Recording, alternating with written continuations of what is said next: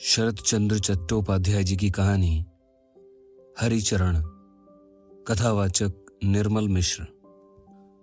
बहुत पहले की बात है, लगभग 10-12 वर्ष हो गए होंगे।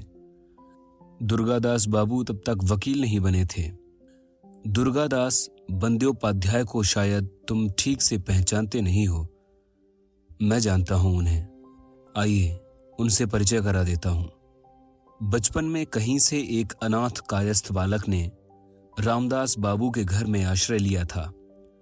सब कहते लड़का बड़ा होनहार है, सुंदर बुद्धिमान नौकर। दुर्गादास बाबू के पिता का स्नेही भृत्य। वह सारा काम निपटा दिया करता। गाय को चारा देने से लेकर बाबू की तेल मालिश तक सब वह स्वयं ही करना चाहता। हमेशा व्यस्त रहने में ही उसे खुशी मिलती। लड़के का नाम हरिचरण था। घर की मालकिन अक्सर उसे देखकर चकित होती, कभी कभार टोक भी देती। हरि, दूसरे नौकर भी हैं, तुम बच्चे हो, इतना काम क्यों करते हो? हरि में एक और कमी कह सकते हैं, वह हंसना बहुत पसंद करता था।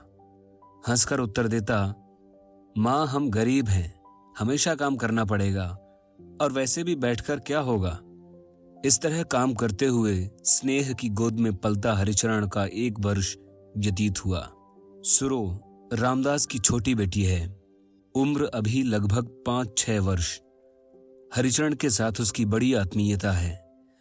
जब उसे दूध पिलाना होता तो उसकी मां को हमेशा बड़ी परेशानी होती।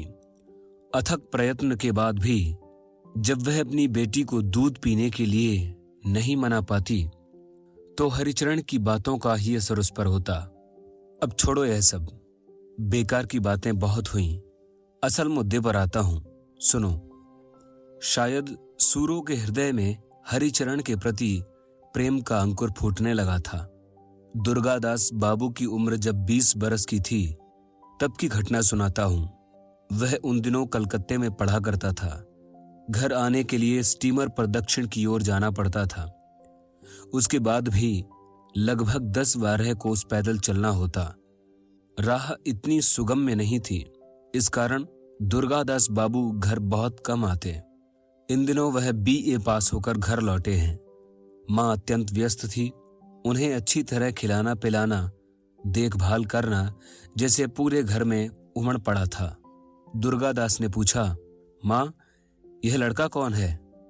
यह एक कायस्थ का बेटा है। माँ बाप नहीं है, इसलिए तुम्हारे पिता ने उसे रखा है। नौकर का सारा काम कर लेता है और निहायत ही शांत प्रकृति का है। किसी बात पर भी क्रोधित नहीं होता। माँ बाप है नहीं, उस पर छोटा सा बालक। मैं उससे बहुत स्नेह करती हूँ। दुर्गादास बाबू को हरिचरण का यही परिचय मिला। जो भी हो, आजकल हरिचरण का काम बहुत बढ़ गया है, पर इससे वह तनिक भी असंतुष्ट नहीं है।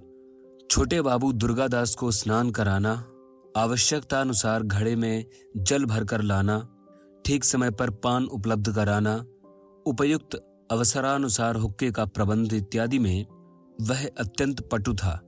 दुर्गादास बाबू भी अक्सर सोचते, लड़का निहायत ही इंटेलिजेंट है। अतः कपड़े धोना, तंबाकू सजाना जैसे काम हरिचरण के न करने पर और किसी का काम उन्हें पसंद नहीं आता।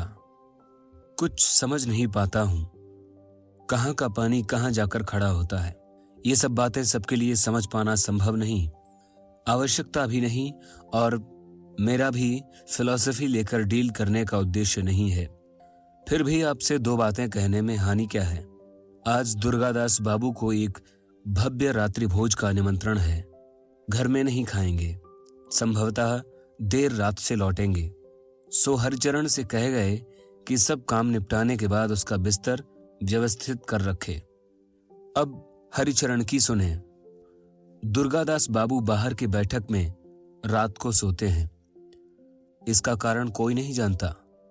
मुझे लगता है कि पत्नी के मायके में रहने के कारण ही उन्हें बाहर के कमरे में सोना अच्छा लगता है। रात को सोते समय हरिचरण उनके पांव दबाता है और जब वे गहरी नींद में चले जाते हैं तो वह साथ के कमरे में सोने चला जाता है। उस दिन शाम को हरिचरण के सिर में दर्द शुरू हुआ। उसने जान लिया कि अब बुखार आने में देर नहीं।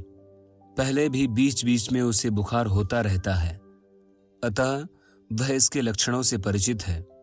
वह अधिक देर तक न बैठ सका और अपने कमरे में जाकर सो गया। छोटे बाबू का बिस्तर नहीं लग पाया है, इसका भान भी न रहा। रात को सबने भोजन किया, पर हरिचरण भोजन के लिए नहीं आया। मालकिन देखने आई, वह सो रहा था। उसके शरीर पर हाथ रखा तो बहुत गर्म था। वह समझ गई कि उसे बुखार हुआ है, अतः उसे विरक्त किए बिना वहां से चली गई। रात का दूसरा पहर था। भोज खाकर जब दुर्गादास बाबू घर लौटे तो देखा कि उसका बिस्तर तैयार नहीं है। एक तो नींद सता रही थी, उस पर सारी राह यह सोचते आए थे कि घर पहुंचते ही चित्त हो जाऊंगा और हरिचरण उसके पांव दबाकर सारी थकान मिटा देगा। इसी सुखानुभूति की अल्पतंद्रा में सुबह हो जाएगी। हताश होकर वे चिल्ला उठे, हरिचरण, ओ हरि इत्यादि कहते हुए शोर मचाने लगे। पर कहाँ था हरि? वह ज्वर पीड़ित संज्ञाहीन पड़ा हुआ था। तब दुर्गादास बाबू को ख्याल आया, कमबख्त सो गया होगा। कमरे में जाकर देखा तो सचमुच अधिक सहन नहीं कर पाए। जोर से उसे बालों से पकड़कर खींचते हुए बिठाने की कोशिश की, पर वह फिर से निढाल होकर बिस्तर पर गिर पड़ा। तब क्रोधाग्नि में झुलसे दुर्गादास को हित अहित का ज्ञान न रहा और हरि की पीठ पर जूता पहने ही आघात किया। उस भीषण चोट से हरिचरण की चेतना लौटी और वह उठकर बैठ गया।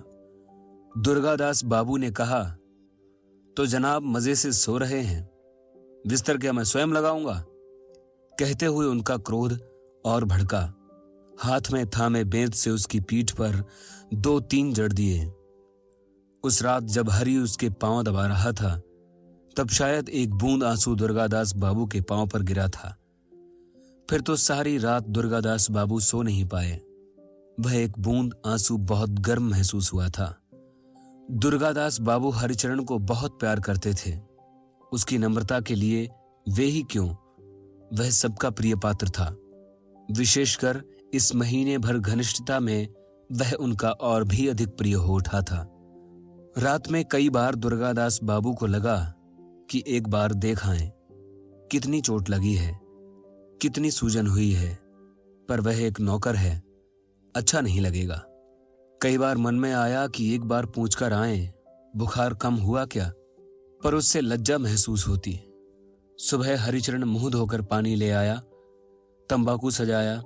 दुर्गादास बाबू काश तब भी अगर कह पाते, आहा वह तो बालक है, अब भी 13 वर्ष का नहीं हुआ। बालक समझकर भी अपने पास खींचकर देखते, बेत के आघात से कितना रक्त जमा है, जूते से कितना सूजा है, बालक ही तो है, लज्जा की क्या बात है। 9 बजे के लगभग कहीं से एक तार आया।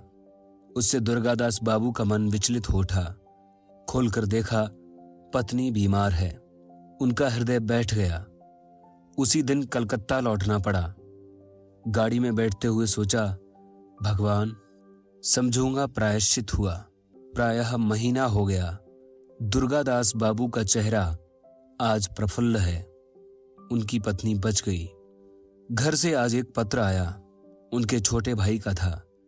नीचे पुनश्च करके लिखा हुआ था, बड़े दुख की बात है, कल सुबह 10 दिन ज्वर से भुगतते हुए हमारे हरिचरण की मृत्यु हो गई। मरने से पहले उसने कई बार आपको देखना चाहा था। आह, बिना माँ बाप का अनाथ। धीरे धीरे दुर्गादास बाबू ने उस पत्र को चिंदी चिंदी कर फेंक दिया। शरत चंद्र चट्टोपाध्याय जी की कहानी हरिचरण। कथावाचक निर्मल मिश्र।